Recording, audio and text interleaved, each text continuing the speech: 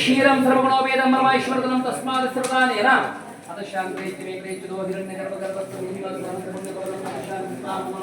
महालक्ष्मी नित्यते क्षीरदान महालक्ष्मी वस्तु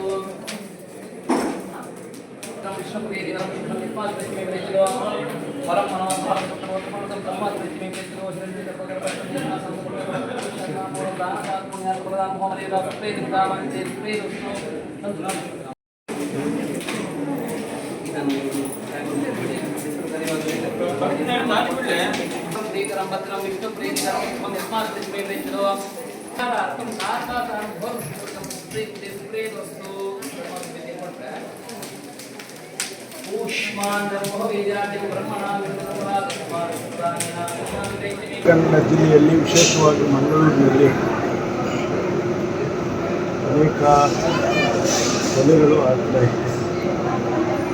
ಆ ಸಂದರ್ಭದಲ್ಲಿ ನಾವು ಇದನ್ನು ಹೇಗಾದರೂ ನಿಲ್ಲಿಸಬೇಕು ಅಂತ ಹೇಳಿ ಒಂದು ಸ್ಪೆಷಲ್ ಫೋರ್ಸನ್ನು ಕೂಡ ಕ್ರಿಯೇಟ್ ಮಾಡಿದ್ದಾರೆ ಮತ್ತು ಕೆಲವು ಅಧಿಕಾರಿಗಳನ್ನು ಕೂಡ ಬದಲಾಯಿಸಿ ಆ ಸಂದರ್ಭದಲ್ಲಿ ಬಂದಾಗ ನಾನು ಮತ್ತು ಮಂಗಳೂರಿಗೆ ಉಸ್ತುವಾರಿ ಸಚಿವರಾಗಿರ್ತಕ್ಕಂಥ ದಿನೇಶ್ ಗುಂಡೂರಾವ್ ಇಬ್ಬರು ಇಲ್ಲಿ ಒಂದು ಶಾಂತಿ ಸಭೆಯನ್ನು ಮಾಡ್ತೇವೆ ಅಂತ ಹೇಳಿ ಹಾಗಾಗಿ ನಾಳೆ ಆ ಶಾಂತಿ ಸಭೆಯನ್ನು ಏರ್ಪಡಿಸಿದೆ.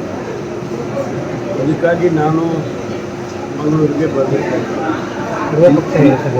ಎಲ್ಲರೂ ಪಕ್ಷಾತೀತವಾಗಿ, ಧರ್ಮಾತೀತವಾಗಿ, ಜಾತ್ಯತೀತವಾಗಿ ಮತ್ತು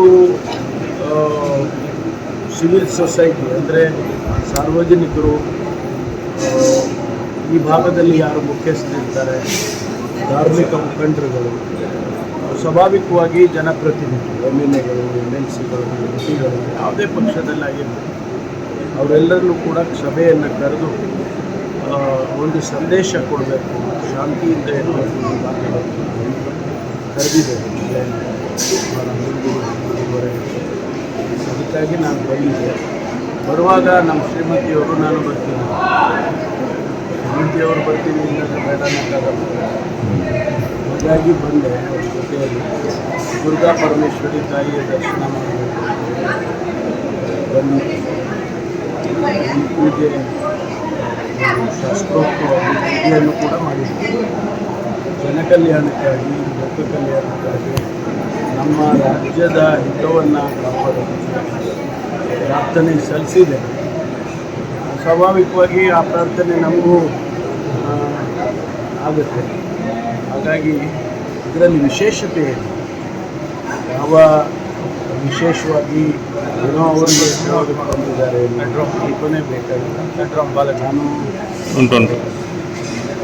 ತಾಯಿಯ ದರ್ಶನ ಸುಮಾರು 2012-13ರಲ್ಲಿ ಬಂದಿದ್ದೆ.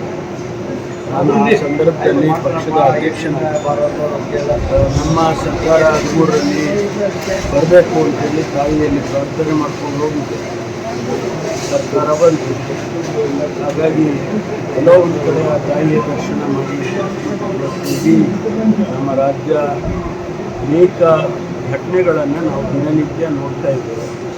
ಅದಕ್ಕಾಗಿ ಜನಸಮುದಾಯಕ್ಕೆ ಒಂದು ಶಾಂತಿ, ನೆಮ್ಮದಿ ಸಿಗಲಿ ಅಂತ ಹೇಳಿ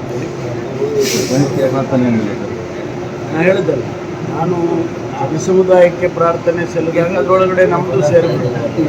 ಹಾಗಾಗಿ ಪ್ರತ್ಯೇಕವಾದ ಪ್ರಾರ್ಥನೆ ಮಾಡೋ ಅಗತ್ಯನೂ ಇಲ್ಲ. ಆ ಜವಾಬ್ದಾರಿಯಿಂದ ಕೆಲಸ ಮಾಡ್ತಾ ಇದ್ದೀನಿ. ನನಗೆ ಬೇಸರ ಆಗುವಂಥ ಪ್ರಶ್ನೆ ನಿಮ್ಮ ಅಭಿಮಾನಿಗಳು ಚರ್ಚೆ ಮಾಡ್ತಾನೆ ಇರ್ತಾರೆ. ಏನು ಅನ್ನಿಸ್ತದೆ ಅಂತ ಈಗ ಒಂದು ಬರಕಾಲ ಚರ್ಚೆಗಳು ಬೇರೆ ಬೇರೆ ಚರ್ಚೆಗಳು ಇಲ್ಲಿ ಧಾರ್ಮಿಕ ಕ್ಷೇತ್ರದಲ್ಲಿ ಇದ್ಕೊಂಡು ಹೆಚ್ಚು ರಾಜಕೀಯ ಮಾತಾಡೋದಕ್ಕೆ ಹೋಗೋದಿಲ್ಲ. ಆದರೂ ತಾವು ಕೇಳಿದ ಪ್ರಶ್ನೆಗೆ ಉತ್ತರ ಕೊಡಬೇಕಲ್ಲ. ಇವತ್ತು ನಾವು ಯಾವುದೇ ರೀತಿಯ ಬದಲಾವಣೆಗಳನ್ನು ಇವತ್ತು ನಾವು ಯಾರು ಬಯಸೋದಿಲ್ಲ. ಈಗಾಗಲೇ ಮಾನ್ಯ ಮುಖ್ಯಮಂತ್ರಿಗಳು ಮೊನ್ನೆ ಭೋಗನಂದೀಶ್ವರ ದೇವಸ್ಥಾನದ ಹತ್ರ ನಾವು ನಂದಿ ಬೆಟ್ಟದಲ್ಲಿ ಸಂಪುಟ ಸಭೆ ವಿಶೇಷ ಸಭೆ ಮಾಡುವಾಗ ಅವ್ರಿಗೆ ಹೇಳಿದ್ರು 5 ವರ್ಷ ನಾನೇ ಮುಖ್ಯಮಂತ್ರಿಯಾಗಿ ರಾಜ್ಯದಲ್ಲಿ 3.73 ಲಕ್ಷ ಕೋಟಿ ಇದ್ದ ಬಡ್ಜೆಟ್ ಈ ಬಾರಿ 4.09 ಲ್ಯಾಕ್ಸ್ ಕ್ರೋರ್ಸ್ ಆಗಿದೆ. ಸುಮಾರು 30 ಸಾವಿರಕ್ಕೂ ಹೆಚ್ಚು ಬಡ್ಜೆಟ್ಟೇ ಆಗಿದೆ. ನಮಗೆ ಶಾರ್ಟೇಜ್ ಬರೋದು ಕೇವಲ 16,000 ಕೋಟಿ. ಅದನ್ನು ನಾವು ಮೇಕೌಟ್ ಮಾಡೋದಕ್ಕೆ ನಮಗೇನು ತೊಂದರೆ ಇಲ್ಲ. ಹಾಗಾಗಿ ಯಾವುದೇ ರೀತಿಯ ತೊಂದರೆ, ಯಾಕೆಂದರೆ ಈ ಗ್ಯಾರಂಟಿಗಳನ್ನು ಬರೆದವನು ನಾನೇ ಪ್ರಣಾಳಿಕೆ ಅಧ್ಯಕ್ಷನಾಗಿ ಆ ಗ್ಯಾರಂಟಿಗಳನ್ನು ಹೈಕಮಾಂಡ್ನವರು ನಾವೆಲ್ಲರೂ ಕೂತ್ಕೊಂಡು ಮುಖ್ಯಮಂತ್ರಿಗಳು, ಇವತ್ತಿನ ಮುಖ್ಯಮಂತ್ರಿ ಅವತ್ತು CLP ನಾಯಕರು, ನಾವೆಲ್ಲರೂ ಕೂಡ ಅಧ್ಯಕ್ಷರು ಶಿವಕುಮಾರ್ ಅವರು ನಾವೆಲ್ಲ ಕೂತ್ಕೊಂಡು ಬರೆದಿದ್ದೇವೆ. ಇವತ್ತು ಅದನ್ನು ಅನುಷ್ಠಾನ ಮಾಡ್ತಾರೆ. ಸಣ್ಣ ಪುಟ್ಟ ವ್ಯತ್ಯಾಸಗಳು ಒಂದಿಷ್ಟು ಇದ್ದೇ ಇರುತ್ತೆ. ಹೊಸ ಕಾರ್ಯಕ್ರಮ ಕೊಡುವಂಥ ಸಂದರ್ಭದಲ್ಲಿ ಅದು ಬಂದೇ ಬರುತ್ತೆ. ಆದರೆ ನಮಗೆ ಹಣಕಾಸಿನ ಕೊರತೆ ಅಂತೂ ಯಾವುದೂ ಕಾಣಿಸ್ತದೆ. ಅಭಿವೃದ್ಧಿ ನಿಮಗೂ ಆಗಬೇಕು, ಶ್ರೇಯೋಭಿವೃದ್ಧಿ ನನಗೂ ಆಗಬೇಕು. ಆ ಪ್ರಾರ್ಥನೆ ಸಲ್ಲಿಸಿದ್ದೇನೆ. ಅದರಲ್ಲಿ ನನಗೇನು ತಪ್ಪು ಅಂತ ಕಾಣಿಸೋದು. ಅದೇನು ಶ್ರೇಯಾಭಿವೃದ್ಧಿ ಅಂತ ಚರ್ಚೆ ಈಗ. ಆ ಶ್ರೇಯಾಭಿವೃದ್ಧಿ ನೀವು ಊಟ ಮಾಡ್ತಾರೆ ಸರಿ. ಆ್ಯಂಟಿ ಕಮ್ಯುನಲ್ ನಾನೇ ಎಲ್ಲ ಹೇಳ್ಬಿಟ್ರೆ ನಿಮಗೆ ಜಡ್ಜ್ಮೆಂಟ್ ಮಾಡೋಕ್ಕೆ ಏನು ಸಿಕ್ಕಲ್ಲ. Thank you. ಸರಿ, ಆ್ಯಂಟಿ ಕಮ್ಯುನಲ್ ಇದಾದ ಮೇಲೆ ಕೋರ್ಸ್ ಆದ ಮೇಲೆ BJPಯವರು ಅದನ್ನು ನಮ್ಮ ಎಸ್ಪೆಷಲಿ ಉಡುಪಿ ಭಾಗದಲ್ಲಿ, ಮಂಗಳೂರು ಆಯಿತು, ನಮ್ಮಲ್ಲಿ ಬ್ರ್ಯಾಂಡ್ ಹಾಳಾಗ್ತದೆ ಈ ಥರ ಮಾಡೋದ್ರಿಂದ ಅಂತ ಇಲ್ಲಿಯ ಶಾಸಕರದ್ದು ಶಾಶ್ವತವಾಗಿ ಉಳಿಯೋದಿಲ್ಲ, ಉಳಿಬಾರ್ದು. ನಮ್ಮ ಉದ್ದೇಶ ಶಾಂತಿ ಇರಬೇಕು ಈ ಭಾಗದಲ್ಲಿ ಅಂತ. ದಕ್ಷಿಣ ಕನ್ನಡ ಜಿಲ್ಲೆ ಅಥವಾ ಕೋಸ್ಟಲ್ ಅಂತ ಕರಾವಳಿ ಪ್ರದೇಶ ಅಂತ ಹೇಳಿದ್ರೆ ನಾವೆಲ್ಲ ಎಷ್ಟೊಂದು ಸಂತೋಷ ಪಡ್ತೀವಿ. ಆ ಭಾಗದಲ್ಲಿ ಘಟ್ಟದ ಮೇಲಿರೋರು ನಮಗೆಲ್ಲ ಭಾಳ ಸಂತೋಷ ಆಗಲ್ಲ. ಇತ್ತೀಚೆಗೆ ಸ್ವಲ್ಪ ಅದು ಹಾಳಾಗಿತ್ತು ಅಂತೇಳಿ ಈಗ ಮತ್ತೆ ಶಾಂತಿ ಕಾಪಾಡ್ಕೊಳ್ಳಿ ಅಂತೇಳಿ ಒಂದು ಸಂದೇಶ. ಶಾಂತಿ ಆಗಿಬಿಟ್ರೆ ಅವ್ರು ಯಾಕೆ ಇರ್ತಾರೆ? ಅವ್ರಿಗೇನು ಕೆಲಸನೇ ಇರೋದು. ಹಾಗಾಗಿ ಪರ್ಮನೆಂಟಾಗಿ ಅದು ಇರಬಾರ್ದು ಅಂತ ನಮಗೂ ಅನಿಸುತ್ತೆ. ಅದಕ್ಕೆ ನಾವು ಶಾಂತಿ ಸಭೆಯನ್ನು ಕರೆದು ಇದೆಲ್ಲ ಸಂದೇಶ ಹೇಳ್ತೀವಿ. ಅದನ್ನು ಕೇಳಿಕೊಂಡ್ರೆ ಭಾಳ ಉತ್ತಮ ಅಂತೇಳಿ ಸರ್ಕಾರಗಳೆಲ್ಲವೂ ಕೂಡ ಸರಿಯಾಗಿ ರೆಕ್ರೂಟ್ಮೆಂಟ್ ಮಾಡ್ಕೊಂಡು ಬಂದಿದ್ದರೆ ಈ ಸಮಸ್ಯೆ ಬರ್ತಾಯಿದೆ. 18,000 ಹುದ್ದೆಗಳು ಇವತ್ತು ನಮ್ಮ ಇಲಾಖೆಯಲ್ಲಿ ಖಾಲಿ ಇದ್ದಾವೆ. ಅದು ಕಳೆದ 4-5 ವರ್ಷಗಳಿಂದ ಅಕ್ಯುಮುಲೇಟ್ ಆಗಿರೋದು.